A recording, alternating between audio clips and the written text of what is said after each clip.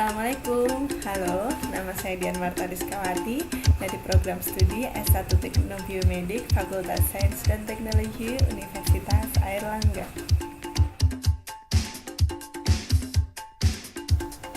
Pada pertemuan kali ini yang akan kita bahas adalah berbagai materi dari overview mata kuliah komputasi biomedis, antara lain analisis grafik, image processing, serta voice recognition.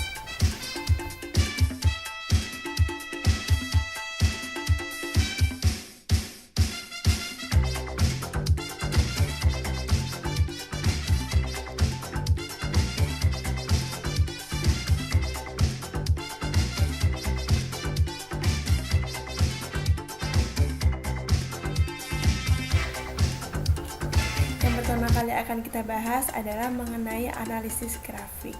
Seperti yang kita ketahui, grafik itu ada berbagai macam. Contohnya adalah grafik regresi, grafik ekstrapolasi, dan grafik intrapolasi. Grafik regresi sendiri adalah selisih data terkecil dari suatu kumpulan data di mana akan membentuk suatu tren atau garis, dan tren atau garis tersebut didapatkan dari titik-titik terdekat yang didapat dari suatu data tersebut.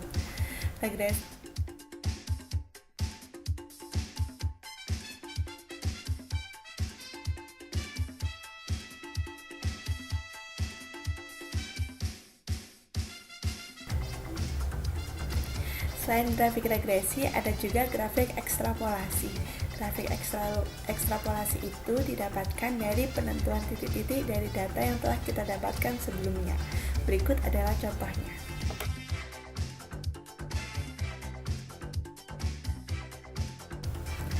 Yang terakhir akan kita bahas adalah grafik intrapolasi. Grafik intrapolasi itu adalah pencarian suatu persamaan garis di mana ia didapatkan dari sekumpulan titik-titik data. Titik-titik data tersebut diharuskan dicakupkan dalam suatu persamaan garis agar semua titik data tersebut dapat diwakilkan. Contoh dari grafik intrapolasi itu ada dua, grafik intrapolasi non-linear dan intrapolasi linear. Berikut adalah contohnya.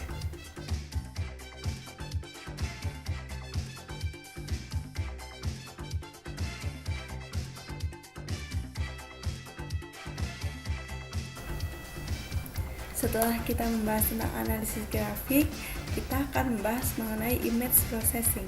Tidak hanya metode numerik yang dibutuhkan dalam sebuah penganalisan sebuah grafis, tetapi juga image processing atau pengolahan citra grafis. Grafis sendiri, kalau orang awam bilangnya adalah gambar. Nah, grafis tersebut dibentuk dari dua koordinat bidang, yaitu X dan Y. Dan koordinat bidang tersebut sangat berbeda apabila dibahasakan dalam bahasa matematis dan bahasa komputasi. Berikut adalah contohnya.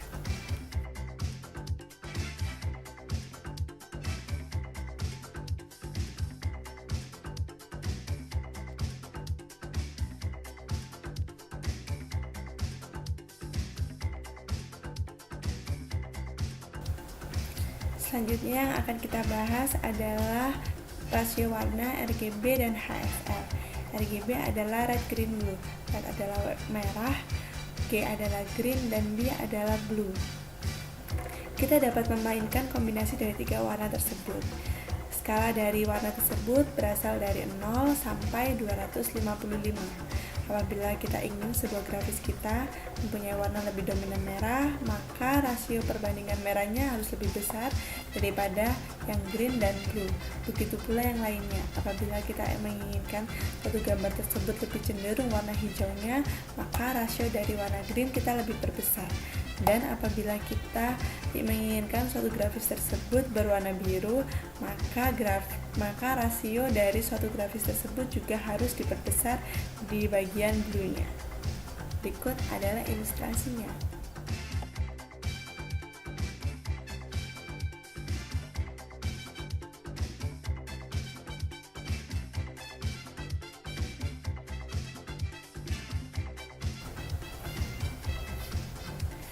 Kemudian kita akan membahas tentang rasio HSL atau hue, saturation, dan lumination.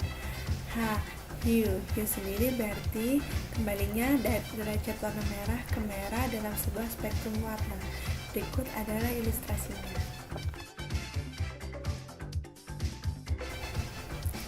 Sedangkan saturation adalah gradasi dari sebuah warna dari warna yang tua menuju warna yang gelap, begitu pula sebaliknya. Berikut adalah ilustrasinya.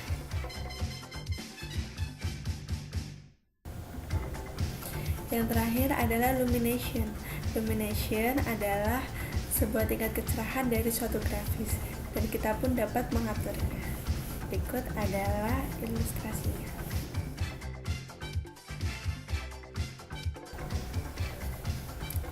Sebuah grafis itu memiliki satuan, yaitu dpi atau dot per inci, yang berarti dalam 1 inci itu terdapat 1 dot atau 1 piksel atau 1 titik. Nah, lebih baik sebuah tipe grafis itu bertipe RAW. Karena apa? Tipe RAW itu lebih detail dalam penyimpanan pikselnya. Nah, karena kedetailannya itu, tipe RAW membutuhkan sebuah memori yang besar dalam penyimpanan sebuah grafis. Oleh karena itu, banyak sekali terjadi pengkompresan data. Nah, yang seharusnya dia disimpan dalam tipe data RAW, dia disimpan dalam tipe data seperti JPEG, bitmap, dan GIF, serta tipe-tipe data lainnya.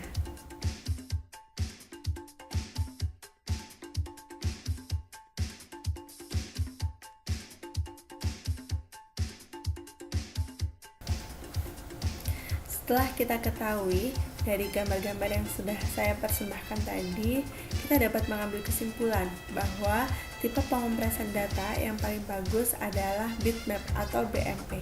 Karena apa? Karena tipe bitmap tidak banyak membuang piksel seperti JPEG, PNG, GIF, dan lain-lain.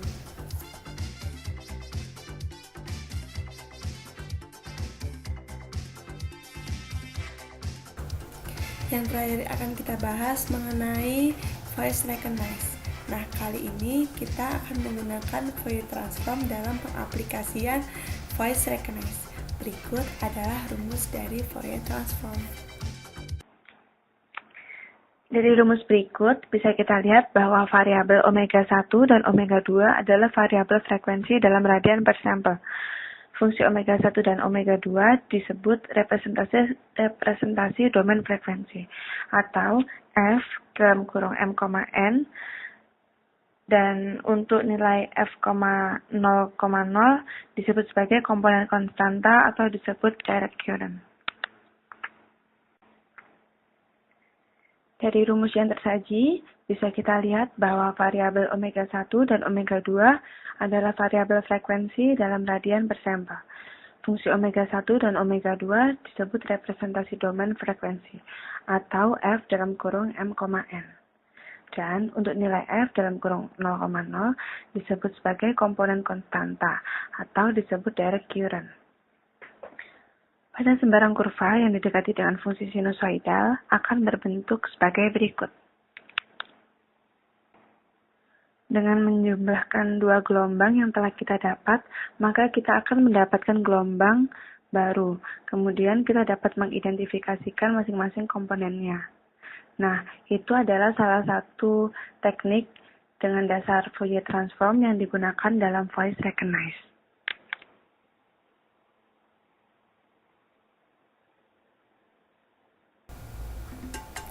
Dengan berakhirnya penjelasan mengenai Fourier transform yang digunakan dalam voice recognize, maka berakhirlah sudah overview mata kuliah komputasi biomedis yang telah saya sampaikan.